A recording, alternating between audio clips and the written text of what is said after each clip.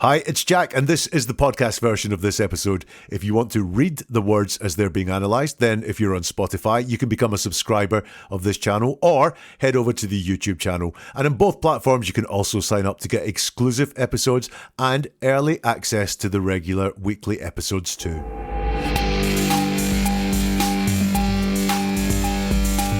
Lori Vallow's done a lot of bad things in her time, but even for her, recruiting her teenage daughter into the conspiracy to murder Lori's estranged husband would be a low.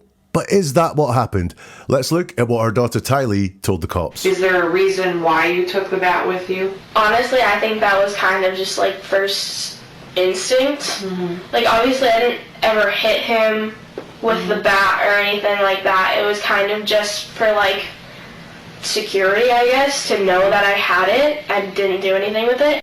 Welcome to Never a Truer Word, where we look at the words that people choose to use to see if they're telling the truth, the whole truth, and nothing but the truth. What I do here is different from anywhere else because I strip away everything apart from the words and then use my process of statement investigation to give you the key to seeing deception, the truth, and the motivations of someone. Now, this week, Lori was found guilty of conspiracy to murder Charles Vallow. In the last episode, we looked at how Lori's brother, Alex Cox, described why he shot Charles. It was empty, devoid of any sense of fear or even emotion. So what will we see when we look at Tylee's words in her police interview? Now remember, she's a child, she's 16 when this interview took place. So if we do see bad actions in there, we need to look at the influence of her parents, in particular her mum, on Tylee. So what are we looking for here? Well, first of all, we're dealing with a 16-year-old girl, so we're going to see a lot of teenisms here. Lots of crutch and filler phases, like, kinda, sorta. Now, they may indicate that she's not really telling the truth, just something sort of happened or something kind of happened. It could indicate she's just low on confidence, either in herself or in what she's saying. We'll just roll with them as we go, but there are a lot of them in here. We'll just navigate them as and when they come up. They could mean nothing. They could indicate something. The other thing we're going to look for when someone is telling a story, we'll look for a congruent story. Does it stick together when she tells certain parts of it another time? Does it match the first time that she told it? Also look for jumps in time, phrases like and then, which indicate that something happened that she does not want to share. And very much like Alex Cox, let's look at facts versus emotion. Is she describing a whole load of facts and process around what happened, or is she letting us in on her emotions at the same time? She uses some shorthand to describe some people in the videos we're going to listen to. So let me tell you, mom is Lori. When she talks about mom, she's talking about Lori Vallow. When she's talking about her uncle, she's talking about Alex Cox. That's the person that shot Charles. And when she talks about my stepdad, she's talking about Charles. So with all that in mind, let's get into the interview room and let's listen to what Tylee has to say. So I know this is going to kind of sound like kind of a silly question because it's super broad. But can you basically tell me what happened today? And you can start at whatever place makes sense for you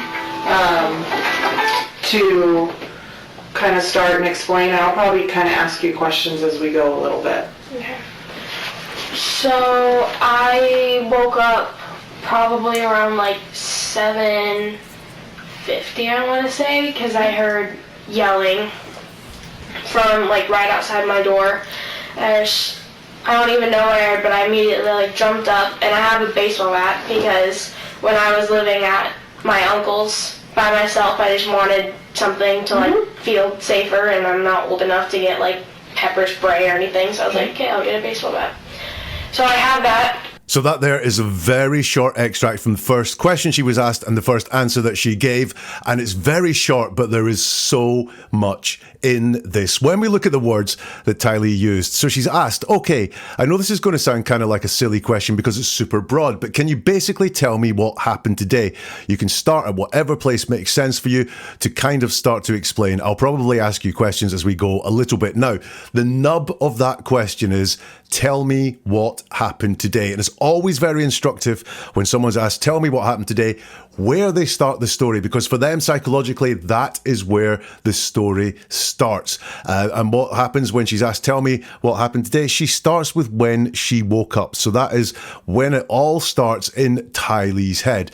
And Tylee says, okay, so I woke up probably around like 7:50 50, I want to say. Now, I'm going to look at a lot of vagueness in that, probably around like 7, big thought, 50, I want to say. There's just nothing definite in there around the time. Now, I'm not saying that's damning or that she's making it up or anything like that.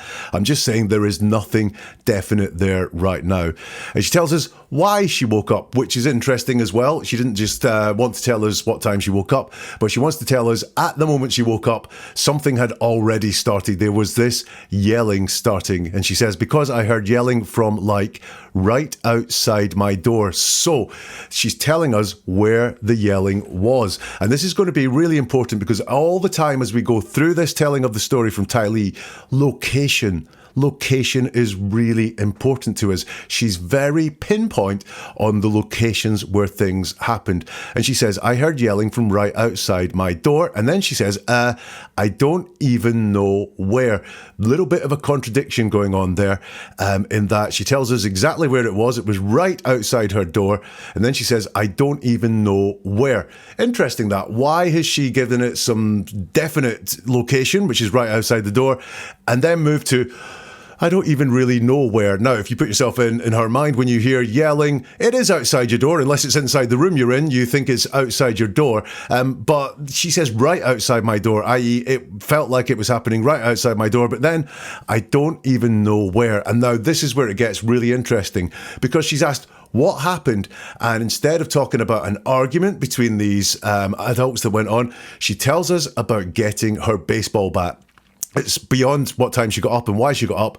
It, to Tylee, is the most important thing to tell us that she got her baseball bat and why she got her baseball bat. So she says, I immediately jumped up and I have a baseball bat because when I was living at my uncle's by myself, I just wanted something to feel safer. So she's explaining why she had this baseball bat. So right off the bat is no pun intended, she is explaining why she had that, kind of explaining it away, making it feel really innocent that she had this bat.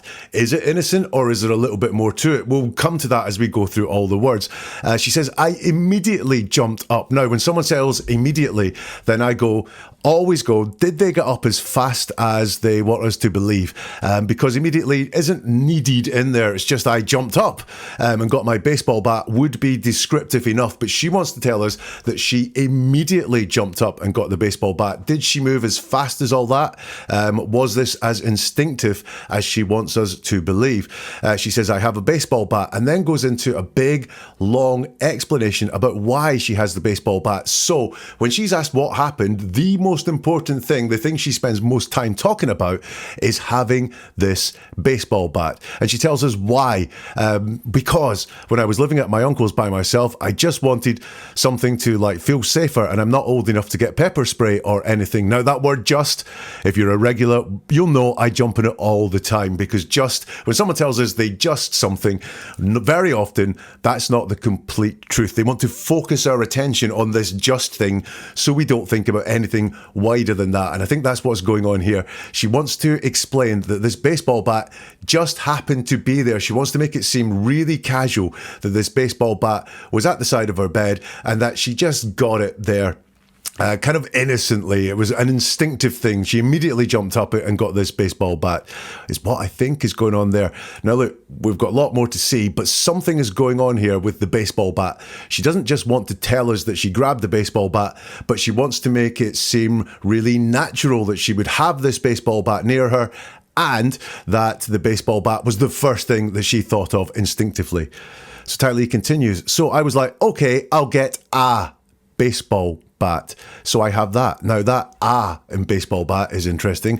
It wasn't I'll get my baseball bat, it's I'll get any baseball bat, just a baseball bat, which is interesting because what she wants us to think is that my first instinct was to get the baseball bat, which is mine, which was next to the bed.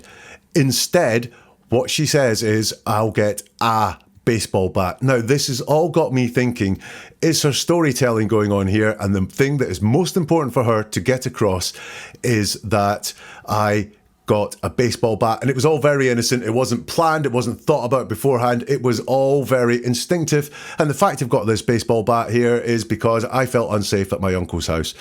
So she carries on and says, so I have that. So listen, that's the very first part of it, and what I've got so far is this baseball bat priority.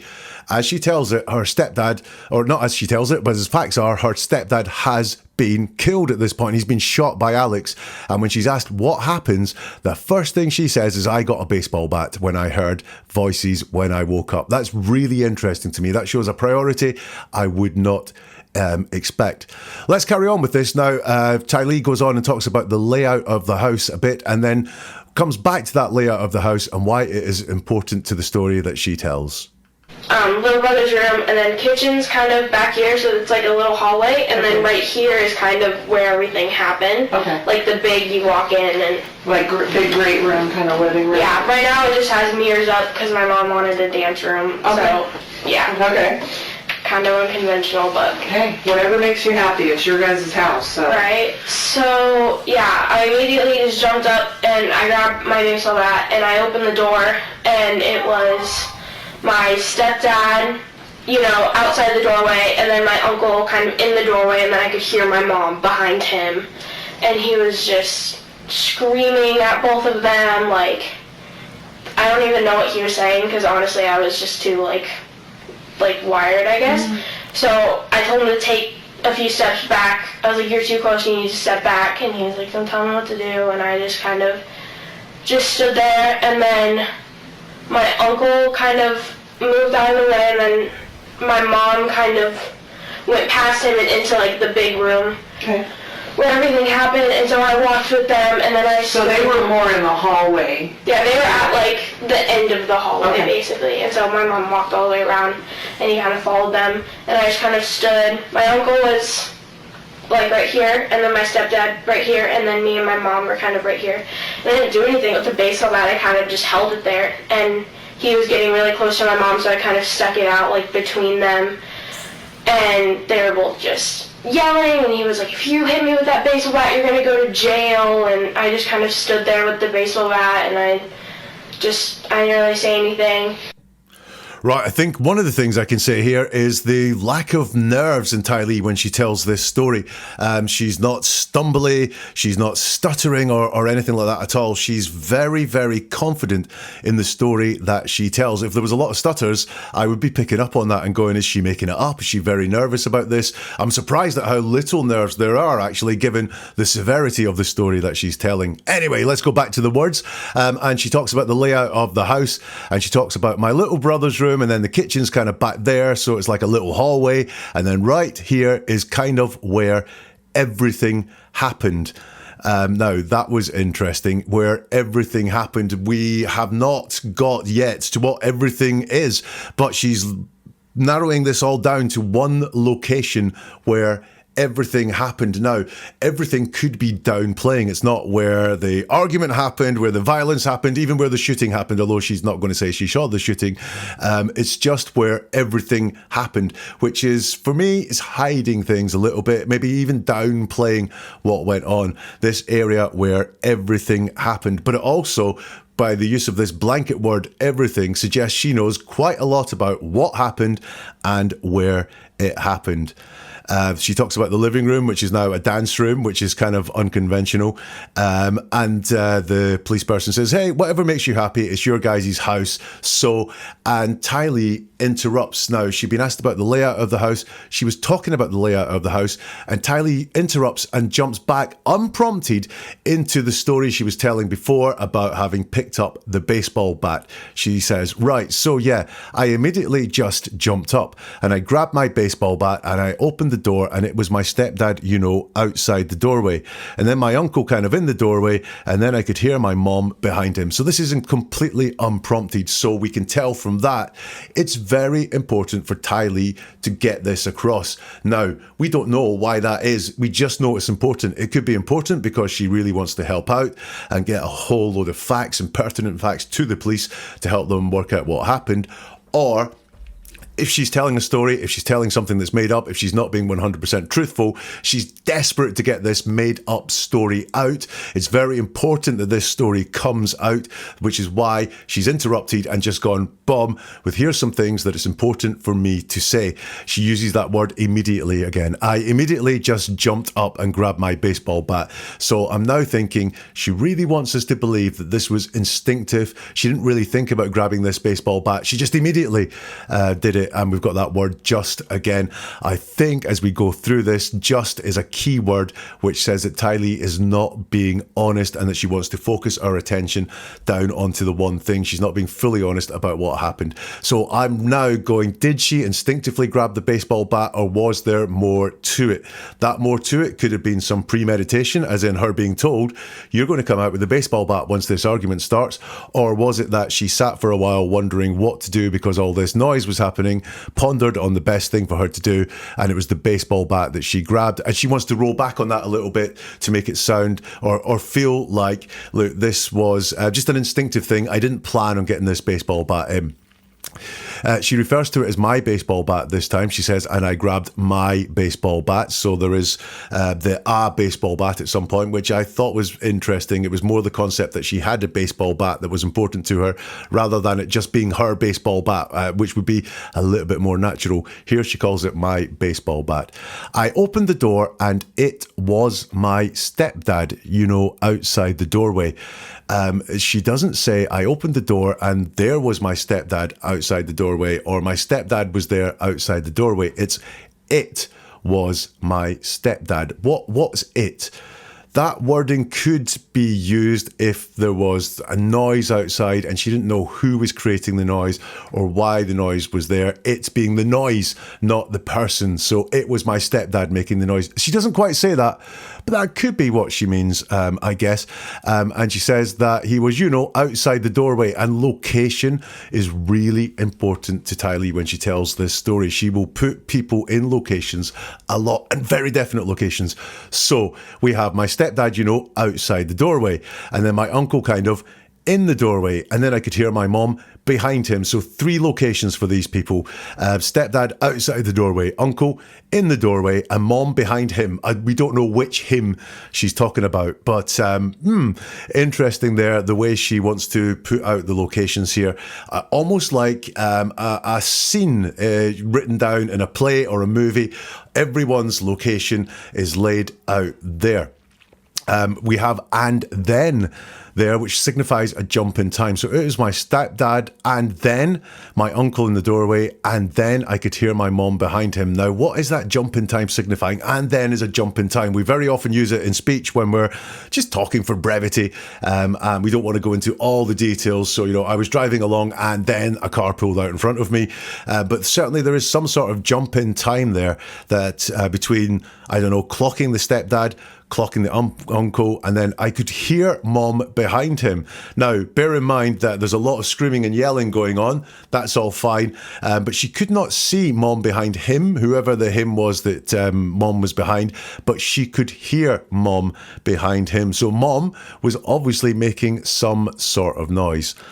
She talks about some noise now and says, he was just screaming at both of them. So we've got that word just again. So was there a little bit more going on there? In fact, was the screaming 3-way, 2-way? And she wants to put all the action and the loudness and the sort of impression of violence that screaming comes with. Does she want to just put that on Charles? I think that's what could be happening here with he was just screaming at both of them. Like, I didn't even know what he was saying because honestly, I was just too wired, I guess. Interesting. It gets very fuzzy there again. He was screaming at both of them, and then unprompted, because she's not asked what was he saying, what was the argument about, or anything like that. She says, I don't even know what he was saying. So she wants to get clear straight away again that she doesn't know what was being said. But we've got some of this deceptive language here. Honestly, I was too wired. When someone tells you they're being honest, especially when they're not being put under any pressure, are they really being honest? Why are they flagging up their honesty here? Is it because it's a lie and they want us to believe it? So it's honestly, I was too wired. I want you to remember that phrase as well. She explains why she doesn't remember anything that was being said because she was too, wired. Interesting that she was too wired to understand anything that was being said, but not too wired that she doesn't know all these locations where people were when she came out of the bedroom. So this reason for what people were saying and saying she doesn't know what it was, I'm not believing straight out the bat. She tries too hard to convince us or persuade us that she doesn't know what was said, but she knows lots of other details, really, really minute details. So I get the impression here she is telling a story, and part of the story that she doesn't want to tell is what was being said, what the conversation was about. So I told him to take a few steps back. I was like, you're too close and you need to step back. And he was like, don't tell me what to do. And I just just stood there. And then my uncle kind of moved out of the way. Now, she hasn't told us how close everyone was. She's told us the positions that they were. But for some reason, the next thing she wants to tell us is that she told her stepdad to take a few steps back. But she hasn't introduced the concept of closeness there, as if something is missing from this storyline. And as well, she hasn't said any sort of fear for her mom, or the fact that she thought maybe some violence was going to kick off or anything like that. None of that is in her way of telling the story whatsoever. What she's jumped to, if you like, is the interaction that she had. So as much as she's wanting to make this sound kind of innocent, and she just woke up and heard these noises and walked out, all of a sudden it sounds very interventionalist, but we've no idea why she was making this intervention. She has to jump back and say, I told him to take a few steps back, and you're too close, you need to step back. And he was like, don't tell me what to do. And then I just stood there, and then my uncle kind of moved out of the way. Now, some interesting things here. We've got that word just again. I just stood there. Did you really just stand there? This sounds quite interventionist. This sounds like you've done a little bit more than say step back. Also, just thinking about it, we've got 3 grown adults here, and we've got a teenage girl, and by the looks of things, a small teenage girl with a baseball bat. Did she just say step back? Or was there a little bit more going on there? Was there a little bit more threat going on there? Was there a little bit more squaring up? She says, I just kind of stood there. Did you? And then another jump in time, my uncle kind of moved out the way. So in her telling, I said, take a few steps back. You need to step back. You're too close. He said, don't tell me what to do. And then something happened that made him step back, and then suggests another jump in time. So was there a threat issue there? Did the uncle just think better of it, and that I'm going to move back here? Or sorry, the stepdad, did he move back? But then she says, and then my uncle kind of moved out of the way. So we've got movement again going on, location, movement, all very important to her. And my mom kind of went past him into the big room. So we've got all this position and location again, which seems really, really important to her. Is this about getting someone into a certain position that is needed for the telling of this story, or even the execution of the plan? She says, okay, where everything happened, and so I walked with them, and then so we've got, again, this where everything happened. So this first location position, I'm not very clear on where it is because she's not very clear on telling us, but she is saying where people are. Where everything happened is where everyone's moved to now. And so I walked with them, is what she said. And I want you to remember that phrase because she contradicts it a little bit later on. So the policewoman says, so they were more in the hallway. Tylee says, yeah, they were at the end of the hallway, basically. So my mom walked all the way around, and then he kind of followed them, and I just kind of stood. So what did she do there? Because what she said the first time was that everyone moved into the hallway, and so I walked with them, which is the 3 adults there. And the next time she says she just kind of stood. Now, kind of stood could be moving, but we've got this teenage kind of going on here. But certainly we've got a discrepancy there. Did she walk with them when they moved into this hallway area? Or did she just kind of stand there? What I think we've got going on is in Tylee's story, she's not being honest about what it was that she did and what happened, because we now have some discrepancies in this story that she's telling. She moves on and does some more location stuff. So my uncle was like right there, and then my stepdad right here, and then me and my mom are kind of right here. So she is laying out in the video of this where those positions are with her hands, but it's all again about location. And I didn't do anything with the baseball bat. I just kind of held it there, and he was getting really close to my mom. So I didn't do anything with the baseball bat. Why tell us this? The baseball bat has disappeared from the story at this point. She is just telling one of the adults to back off and back away from her mom.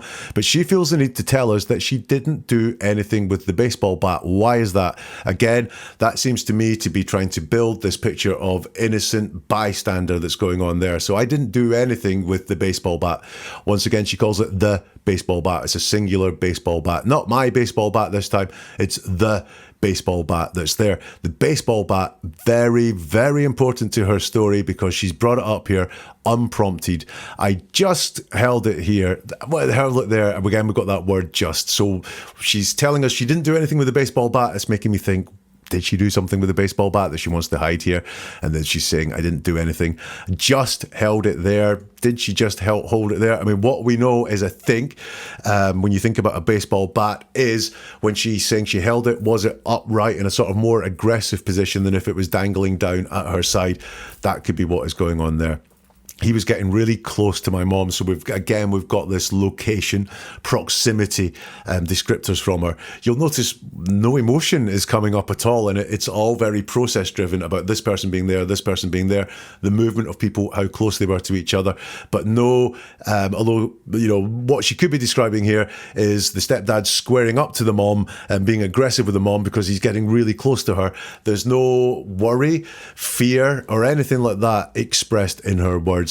So she goes back to the baseball bat and says, so I kind of stuck it out like between them and they were both just yelling. Now, I kind of stuck it out, like between them. Again, we've got this vagueness in the language there. But for someone who didn't do anything with a baseball bat, now she's telling us she did do something with a baseball bat, and that was kind of stuck it out. I think, again, we've got a bit of vagueness there, but I think we've got some downplaying going on. And they were both just yelling. Now, both just yelling is going to be important because what she wants to do, Tylee, in this story, is she wants to paint the Charles as the aggressor here. So she's going to tell us that he was the one yelling, he was the one mad, he was the one with all the sort of rage inside him, and yet right here we have them both just yelling. I think this is a slip. I think she's very controlled when she's telling this story, but the truth will come out at points. It's very hard to keep up a lie all the time, which is what I think we're getting some fabrication here from Tylee at the very least. And although she will try and paint it as only Charles doing the yelling, she does say here both were just yelling. And he was like, if you hit me with the baseball bat, you're going to go to jail. Now, interesting. Why would he say that if the baseball bat just stuck out between them? So I think there was a threat there to hit him with the baseball bat. You can see she's on her mom's side here all the time. So if she put the baseball bat in between them, that feels like a neutral gesture as she's saying it. It's just in between them. The pair of you, stop this now.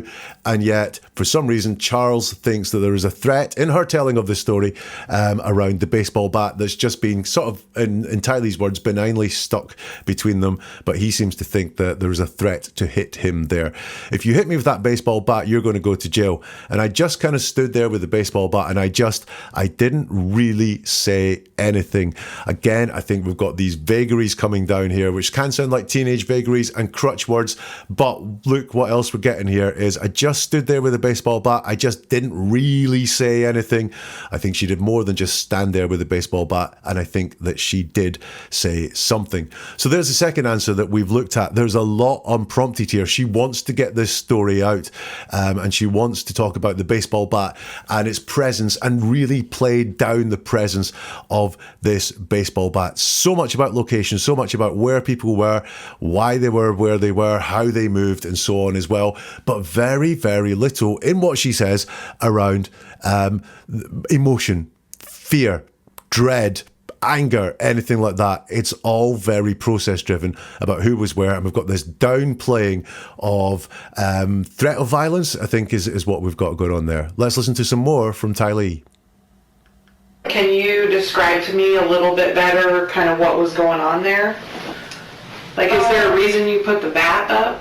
Yeah, he was walking towards my mom, and I just didn't want him to do anything, so I kind of just stuck out the bat. Like, my mom was right beside me, and he was right there, so it wasn't, like, between them. Okay. It was kind of just, like, I just stuck it out to be, like, keep your distance, kind of.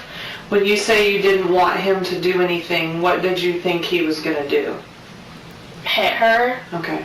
Yeah, it's, for the most part, been pretty, like, mundane, but there have been a few, like, violent times with him when I was really scared that he was going to hit me or hit my mom, like, just because everything was kind of crazy.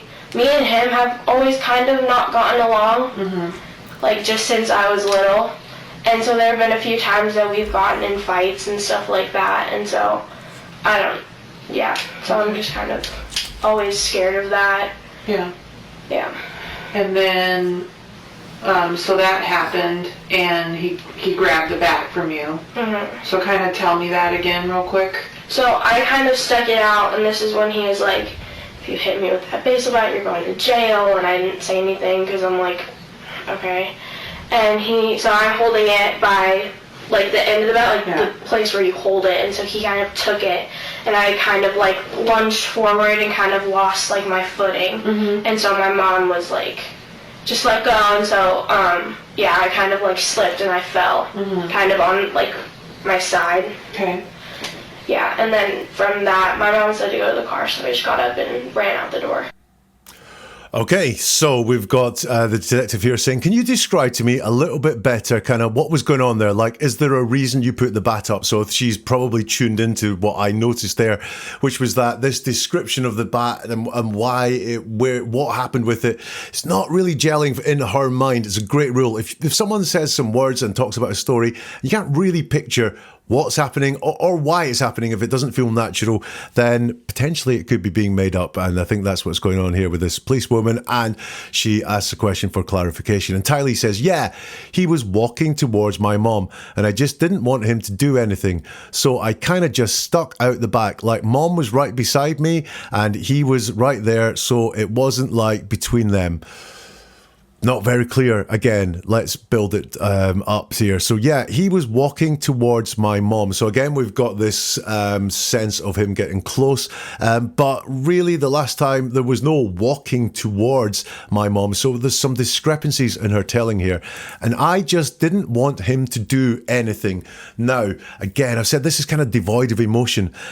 So what she doesn't say is I was scared he was going to do something to mom, or he was being aggressive, or he was being violent. She does not seem to have that authentic experience to say that out loud in words. So it's all just kind of minimized down to this very generic phrase.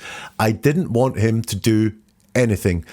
I didn't want him to do anything. Not I was frightened or I was trying to diffuse the situation or I wanted to stop what was happening. It's just I didn't want him to do anything. It's very casual. What I think is going on there is there was no threat towards Laurie. I think she's making that threat up. So I just kind of stuck out the bat. Like my mom was right beside me. So we've got location again. He was right there. So it wasn't like between them is what she says. So what she's saying explicitly here is the bat was not between them. And yet earlier she said, he was getting really close to my mom, so I kind of stuck it out like between them, and they were both just yelling. So we've got another discrepancy here in Tylee's telling of what went on with this bat. Earlier, I stuck it out between them. Here, the bat was not between them. Both can't be true. I'm afraid there's something not quite right in that part of the story. I was just kind of like, I just stuck it out to be like, keep your distance kind of. So much kind of and justs and likes, but it's this word just again there. I just stuck it out like keep your distance kind of. Now I said before, I think that she said something and there was a lot more intent with how she was holding the bat in front of her stepdad. I think this is showing that again. She's downplaying what it was that she did, downplaying what she said, just kind of like keep your distance. The police person says, when you say you didn't want him to do anything, what did you think he was going to do? Now, she's spotting some of the same things that I'm spotting. This, I didn't want him to do anything, is almost meaningless here. So she's trying to get some meaning from this. Interesting that she hasn't volunteered this. And Tylee has volunteered a lot around the baseball bat and where people were standing or so on, but she hasn't volunteered any sense of threat. So what did you think he was going to do? hit her, is what she says, but this has to be drawn out of her. And then she offers some more here. She says, it's for the most part been pretty like mundane, but there have been a few like violent times with him when I was really scared that he was going to hit me or hit my mom. Let's unpack that. She describes them as violent times. Well, first of all, she does a lot of downplaying, saying for the most part, it's been pretty like mundane. So her first instinct is just to say things are pretty mundane, pretty quiet. And then she says there's been a few violent times. Now, what is violence? It is threatening, not threatening, it is physical behaviour, it is action and so on. And yet her description there of what the violent times are times when she was really scared that he was going to hit me or my mom. So what she doesn't say is there have been violent times when he has hit my mom, he has hit me, he's been violent with other people. She only says that these violent times, that she wants to label them as violent times, weren't really violent. Just there was a scare there in her telling, a scare there that he was going to hit me or my mom, but she cannot say, and that's because we don't like lying and we like to stick with our authentic language and our experiences as we know it. She cannot say that this guy is a violent person, was a violent person, that this threat of violence was very real because he's been violent before. Instead, she can only go to this, I was really scared that he was going to hit me or mom once upon a time. Just like because everything was kind of crazy, me and him have always kind of not gotten along. So, interesting there that she thinks that the guy is going to hit her mom, but she brings it back to herself and says, me and him have always not gotten along. So again, that makes me think that there was something going on between Tylee and Charles here, because she talks about the relationship personally between the two of them, less so much around the threat that was going on to Laurie at the time. Like, since I was little, and so there has been a few times that we've gotten in fights and stuff like that, and so I'm just kind of always scared of that. So she wants to tell us she was scared. She does say fights, but it's really non-descriptive. It's fights. We've gotten in fights and stuff like that. She doesn't say that he has been violent towards her or violent towards her mom at all. It's just when asked, I'm scared that he's going to hit her, or I was scared he was going to hit her. Why? Because I've been scared in the past as well. But really, the sense of threat that she is conveying there is not realistic at all, as if she doesn't have the authentic words to describe the threat that she felt when she was putting this baseball bat out and trying to stop, in her words, Charles from attacking Laurie. And then, so what happened? And then he grabbed the bat from you, and she says, She doesn't offer anything else, because what we've had from her a lot is very verbose answers. We have had very unprompted answers as well, where she feels like innocent or sort of guilty or hiding something. She has just volunteered information, but when asked how he got the bat, it's a very locked down, The policewoman obviously recognises this again and says, so tell me that again real quick. So I just kind of stuck it out. Now she keeps going to this phrase of just kind of stuck it out the bat. It's her go-to phrase to describe what she did with the bat. And this is when he was like, if you hit me with the baseball bat, you're going to jail. So again, she is saying that in her telling of the story, he felt threat, although this bat being stuck out feels quite innocuous in her words. The reaction to this bat being stuck out feels something different than just a bat being innocently or innocuously stuck out. If you hit me with that baseball bat, you're going to jail. And I didn't say anything because I'm like, okay, I don't believe she didn't say anything. There's no need to tell us that you didn't say anything. So I think she is been threatening with that baseball bat there. And so I'm holding it by like the end of the bat, like the place where you hold it. And so he kind of took it, and I kind of like lunged forward and kind of lost like my footing. Okay, so we don't know how he got the bat. He kind of took it. What does that mean? He grabbed it? he yanked it from you. You offered it to him and he accepted it. We don't know because it's in this vagueness again. He kind of took it. What there certainly isn't there is any sense of violence, any sense of it being taken forcibly from her at all. It's just he kind of took it. Feels like almost it was offered to him, this baseball bat. He kind of took it. And I kind of like lunged forward and kind of lost like my footing. Now, in my mind here, I've got her holding onto the bat and he pulls it. Now, that would cause her to fall forward, I guess. Lunged is more something we do of our own propulsion. We choose to lunge forward. So is that what she's saying here? That she was lunging forward with the bat and kind of lost my footing. Again, it's this vagueness of this teenage language that's going on there. And she continues, and so my mom was like, just let go. So we now have signs of a tussle going on here because mom was saying, just let go. So what was she trying not to let go of the bat? And so, yeah, I kind of like slipped and I fell on like my side. Yeah. And then from that, my mom said, go to the car. So we just got up and ran out the door. So I don't know how he got the bat. It's not very clear how he got the bat. Was it a tussle and he wrestled the bat from her? Or did he just kind of take it when it was offered? We don't know. But we had before lunged and lost my footing, and now she's saying like she slipped. So there's just no consistent congruency when she tells this story. And then from then, my mom said, go to the car. So there seems to have been something that happened here when the baseball bat was lost. And so we just got up and ran out the door. Now, I've got this we here. Who was we that got up? I know because I've listened to the full interview. It's JJ, who is Tylee's, I think, half brother, Laurie's other son. Once more, just like with the Alex Cox analysis, JJ just seems to appear magically in this story. There's no sense of him being around before. Maybe he wasn't. Maybe he was somewhere else hiding. But for some reason, when both Alex Cox told this story and when Tylee are telling this story, JJ just miraculously appears and disappears all the way through the telling of this story. So I've no idea in this part how he got the bat, because it's just not clear at all. Was it a tussle or was it taken? And I'm also not clear as to why she fell.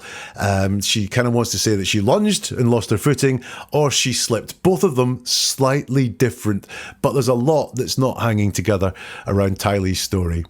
Now listen, coming up, Tylee suddenly denies being violent. Now, why would that be? Kind of like listening to Tylee here. Do you ever feel that you're not being told the full story? Well, you're right. It's happening to you all the time.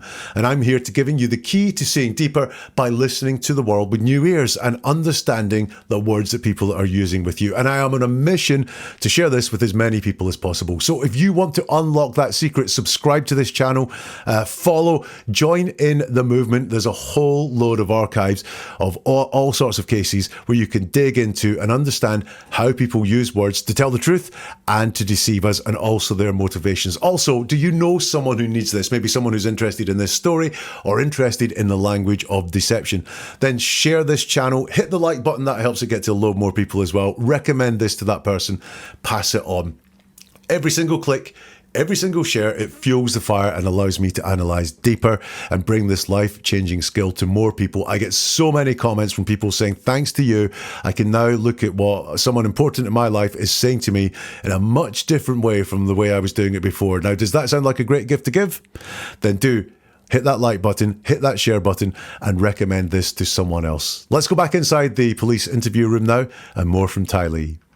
Can you tell me kind of where the three of them were at, kind of emotionally, and how they were behaving when all this was happening? When all this was happening, or like before? When all this was happening. So like when you came out of your room and he took the bat from you and... Yeah, so my stepdad was like, he was like, I don't even know how to explain it. He honestly just looked like kind of a crazy person. Okay. Like screaming, and like his face was beet red. He just looked like really mad. I remember when he took the bat from me, I saw his face for like a split second, and I honestly like, it didn't even look like him. He just looked like pure like rage. Like he was just seeing red.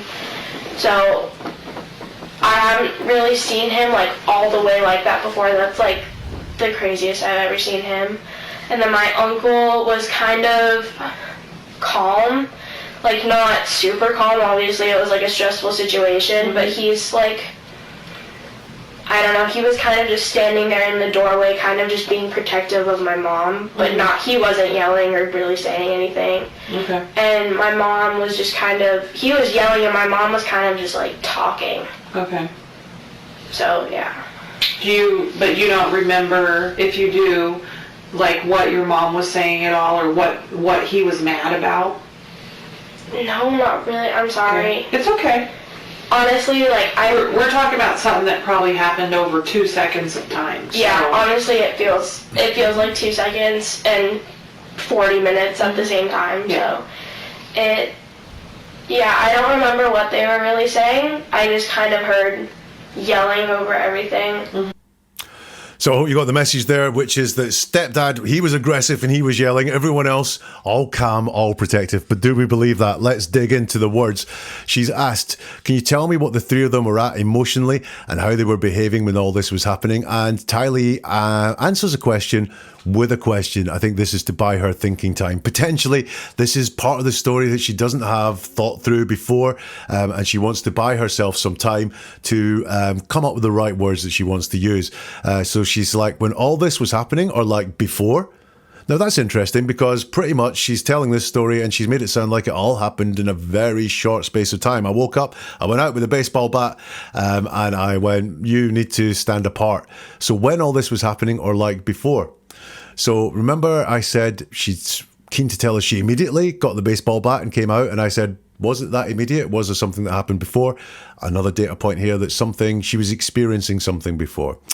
So it's put to her that when all this was happening, so you came out of your room and he took the bat from you. She's like, yeah, so my stepdad was like, he was like, I don't even know how to explain it. Now, again, I think this is the real words coming out. This is why she was looking for some thinking time by responding to the question with a question. And she's now verbalizing that fact.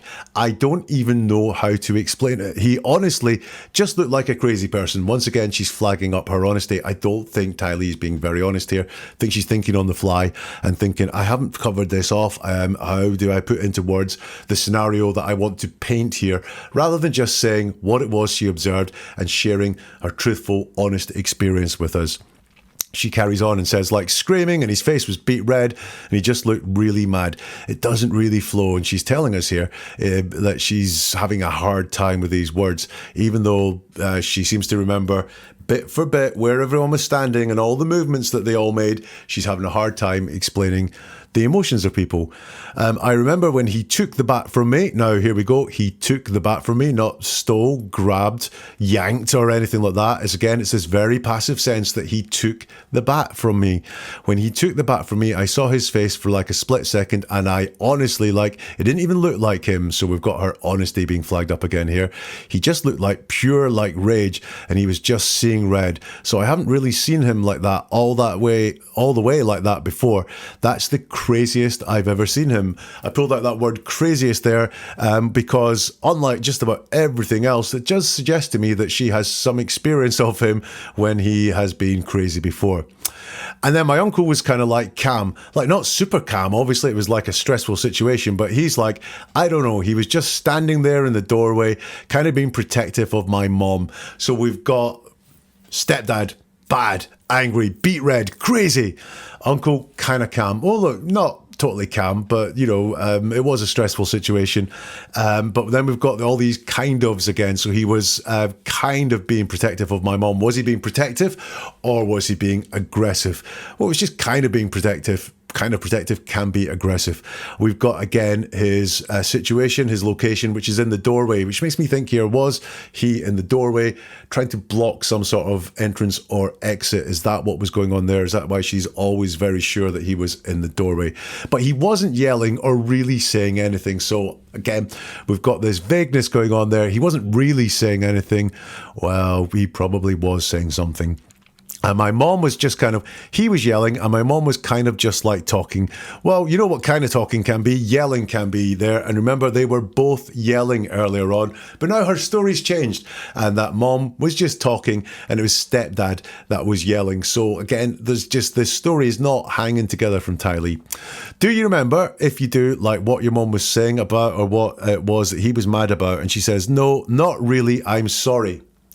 Not really doesn't mean I don't. It means I do a little bit, or I do some of it, but not everything, or whatever. But what I'm getting there is that she does remember what was being said. Maybe she doesn't remember word for word what was being said. And again, she flags up her honesty. Not really. I'm sorry. Honestly, like I... So I think she does remember what was being said. Her recall is so spot on in so many ways, apart from what was being said. Not entirely sure that's true. She says, yeah, this is probably something that happened over 2 seconds at time. She says, yeah, honestly, it feels like 2 seconds and 40 minutes at the same time. So yeah, I don't remember what they were really saying. I just kind of heard yelling over everything. So again, when it comes to this stuff, and I said we're going to navigate these teenage terms of kinda, really, sorta.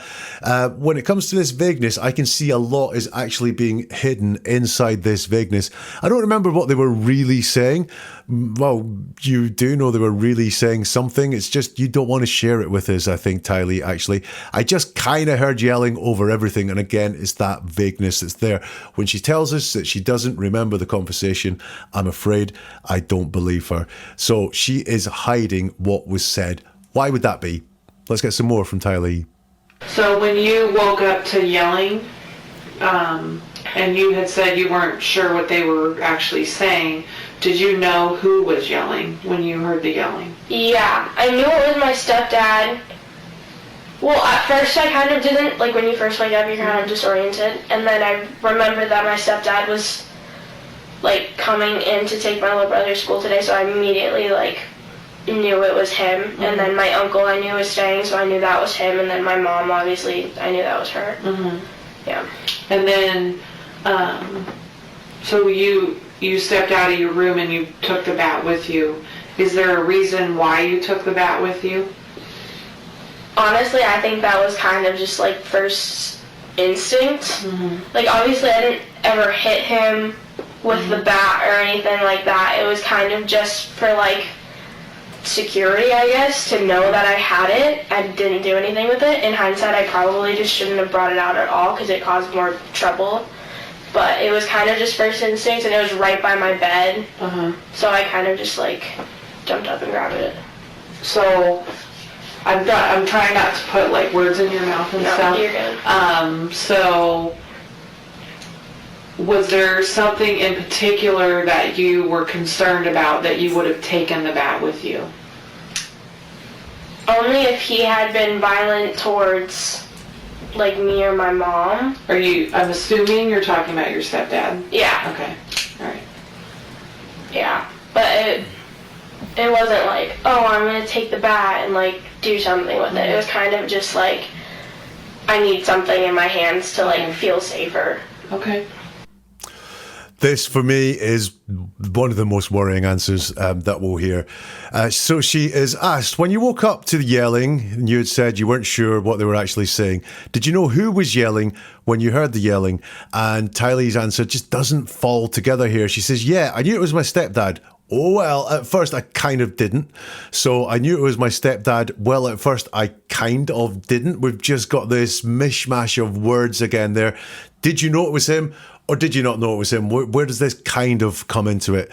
Like when you first wake up, you're kind of disorientated. So here she's not saying, I woke up and I was disorientated. She's moving this on to you, getting us to experience it and maybe to excuse what it is that she's saying there. She's making us think about how we feel when we wake up. We're disorientated.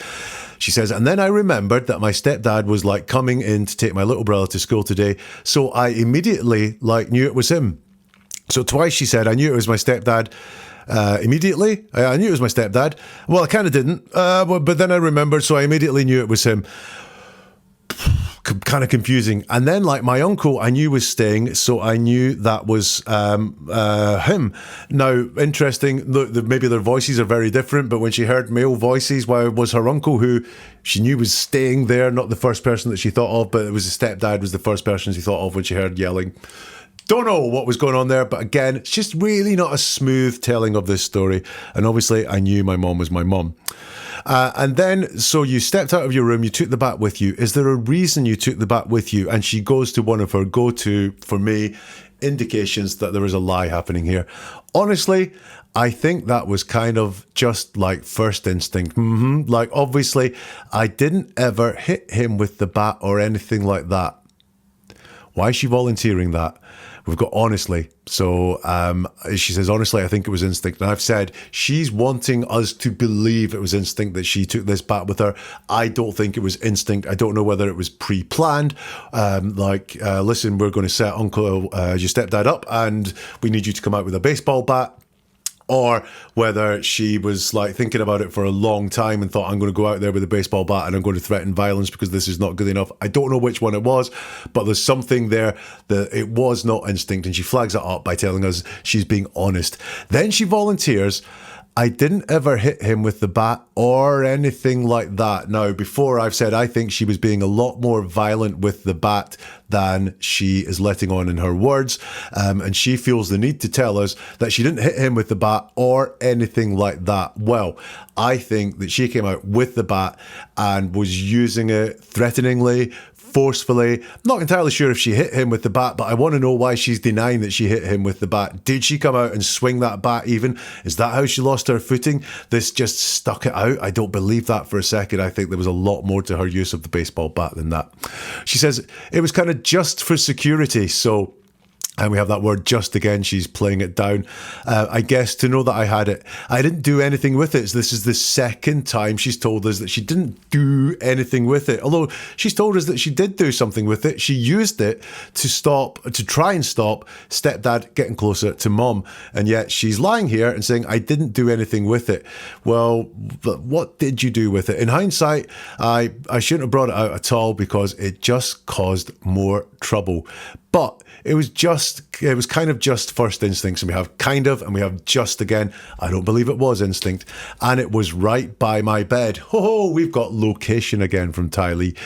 It's almost like this whole story she's telling is a choreographed script rather than a factual story. Because again, you know, she's talking about security and so on, but she's not talking about any fear, any emotions that made her worry about security. So I just kind of jumped up and grabbed it. The police person says, I'm not trying to put words in your mouth and stuff. No, you're good. So was there something in particular that you were concerned about that would have taken so you would have taken the bat with you? Only if he had been violent towards like me or my mom. So she says, look, I wanted this bat for security. Okay, what sort of security? What were you concerned about? Oh, only if he had been violent towards like me or my mom. So no worry there whatsoever. Are you? I'm assuming you're talking about your stepdad. Yeah, okay. Yeah, but it wasn't like, oh, I'm going to take the bat and do something with it. It was just kind of like, I need something in my hands to feel safer. It wasn't like, I'm going to take the bat and do something with it. So she's denying and putting out there so often that this bat, there was no purpose to this bat whatsoever beyond her security. But she can't say what sort of security she needed. She cannot say that there was a reason that she felt really unsafe. It's just a kind of if, buts and maybes, but do something with it. So there we go. That is Tylee talking about the day that Charles was shot by Alex Cox and her involvement in there whatsoever. So what do I think? Look, her baseball bat story that she tells, it isn't as planned and as innocent as she's making out. There was some purpose to this bat and taking it out there and getting this bat amongst the adults, especially her stepdad. She's hiding anything that was said. She's lying to us that she does not remember everything that was said. She's more than aware of a conversation that was going on. She's much happier saying where people were. She's really comfortable telling us where people were rather than talking about what they said or what they did. And very much like Alex Cox telling of the story, there is no fear expressed at all of Charles whatsoever. I don't think anyone in this house had any fear about Charles or the violence of Charles or anything like that at all. So did Lori Vallow recruit her daughter into the conspiracy?